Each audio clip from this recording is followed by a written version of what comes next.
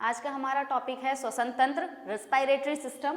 इसके बारे में आज हम जानेंगे कि रेस्पिरेटरी सिस्टम में हमें कौन से डिसऑर्डर कॉज होते हैं, इसकी वजह से क्या क्या परेशानियां होती हैं, दिक्कतें होती हैं और ये क्यों होती हैं।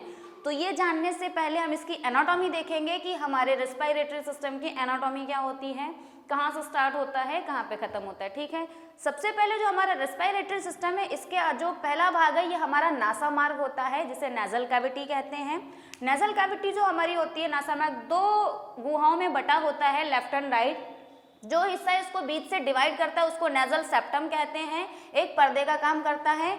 इसके अंदर छोटे छोटे रोम पाए जाते हैं। रोम का काम होता है बाहर से आए जीवाणु, बीजाणु और विषाणुओं को, धूल के कणों को रोकना और स्वच्छ वायु को आपके फेफड़ों तक पहुंचाना। ठीक है, नेजल कैविटी के बाद हमारा पार्ट आता है ग्रसनी। ग्रसनी का पार्ट होता है वायु को वायु मार्ग में पहुंचाना और भोजन को भोजन वाली नाली में पहुंचाना। ठीक, फिर इसके बाद हमारा आता है कंठ द्वार, जिसको कहते हैं लैरिंग्स। लैरिंग्स हमारा जो होता है, लैरिंग्स को वॉइस बॉक्स के नाम से भी जाना जाता है। ये जो हमारे यहाँ पे पाया जाता है, बॉयज में थोड़ा सा उठा हुआ पाया जाता है, एडम्स एप्पल जिसे बोलते हैं। इसका काम होता है जो हमारी अलग अलग आवाजें निकलती हैं, जैसे हम बच्चों को डराने के लिए आवाजें निकालते हैं, बदल बदल के निकालते हैं, सपेरे वगैरह इसका यूज अच्छे से करते हैं। ठीक है, ये हमारा कंठ द्वार होता है जिसमें हम कई टाइप की आवाजें बदलते हैं। फिर कंठ द्वार जहाँ से खत्म होता है वहां से हमारा ट्रैकिया स्टार्ट होता है, जिसे श्वास नली के नाम से जानते हैं। ट्रैकिया जो हमारा होता है वो 16 से 20 उपास्थि के छल्लों से मिलकर बना होता है। उपास्थि का होती है, ये ना तो हड्डी होती है, ये वर्ग हड्डी की तरह करती है, बट क्या होती है, पूरी की पूरी मस्कुलर होती है, मांस की बनी होती है। यहाँ का हमारा पोर्शन अगर आप चेक करोगे टच करके तो बहुत हार्ड लगता है। ठीक है, ये हमारी 16 से 20 सी से स्ट्रक्चर छल्लों से मिलकर के बनी हुई होती है, यहाँ से लेके यहाँ तक।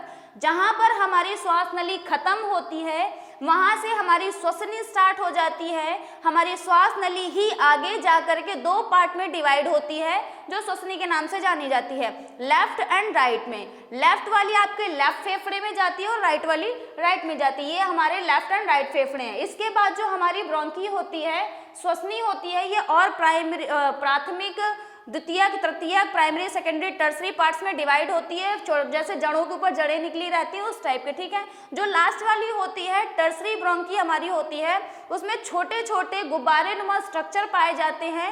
ये करोड़ों की संख्या में होते हैं। इनका काम होता है ऑक्सीजन को ग्रहण करके हमारे ब्लड में मिलाना।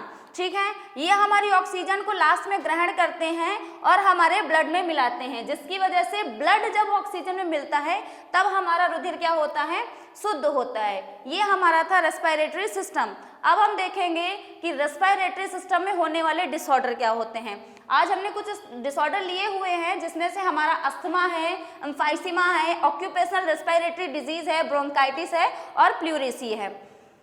इसमें से जो हमारा अस्थमा है, अस्थमा आपने सुना होगा कि इन्हें अस्थमा हो गया है, सांस लेने में दिक्कत हो रही है, डॉक्टर के पास ले गए, इनहेलर का यूज करा है। अस्थमा हमारी एक प्रकार की एलर्जिक डिजीज है। ये हमें क्या होती है, धूल के कणों से, मिट्टी से और फैक्ट्रियों से निकलने वाले धुएं से, इसकी वजह से हो जाती है। इसमें आपकी जो श्वास की नली होती है इसमें सूजन आ जाती है। सूजन आने की वजह से क्या होता है, आपको सांस लेने में दिक्कत होती है, इंसान जोर जोर से सांस लेने की कोशिश करता है। इसका जो होता है पूरी तरीके से इलाज नहीं किया जा सकता है, पूरी तरीके से अस्थमा को आप ठीक नहीं कर सकते हैं, सिर्फ इसका इलाज किया जा सकता है। ठीक है, नेक्स्ट हमारी है एम्फाइसीमा। एम्फाइसीमा क्या होती है, ये हमारी एयर सैक वायु कोश में होने वाली बीमारी है। इसमें क्या होता है, जो हमारे वायु कोश होते हैं या तो फैल जाते हैं या फिर ये क्या होते हैं, फट जाते हैं, जिसकी वजह से क्या होता है, इनके फटने की वजह से हमारे बॉडी में अगर ये फट जाएंगे तो संख्या में कम हो जाएंगे, और अगर संख्या में कम हो जाएंगे तो जितने कम होंगे एयर सैक वायु कोश उतनी ही कम ऑक्सीजन। ऑक्सीजन की कमी होने की वजह से जो हमारे लंग्स में, हमारे हृदय में और हमारे मस्तिष्क में ऑक्सीजन की पूर्ति नहीं हो पाती है, जिसकी वजह से इंसान को डिप्रेशन भी हो सकता है। इसमें इंसान को बेचैनी, इस रोग में इंसान को बेचैनी होती है, घबराहट वगैरह होती है।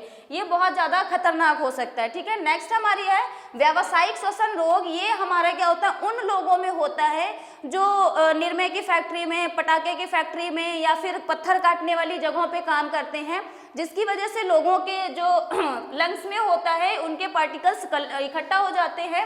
उसकी वजह से उन्हें सांस लेने में दिक्कत होती है और ये रोग क्या होता है, कॉज होता है फैक्ट्रियों में काम करने वाले लोगों में। ठीक है, नेक्स्ट हमारा है श्वसनी रोध। ये क्या होता है, जो हमारी श्वसनी होती है, ब्रोंकी, मैंने बताया ब्रोंकी जो होती है, हमारी जो ब्रोंकी होती है, इसमें क्या होता है, स्वेलिंग आ जाती है, जिसकी वजह से क्या होता है, आपको ब्रोंकाइटिस हो जाता है। लास्ट वाला हम इसमें क्या होता है, ब्रोंकाइटिस में आपको प्रॉपर बुखार बना रहता है, दर्द बना रहता है और बेचैनी होती रहती है ब्रोंकाइटिस में।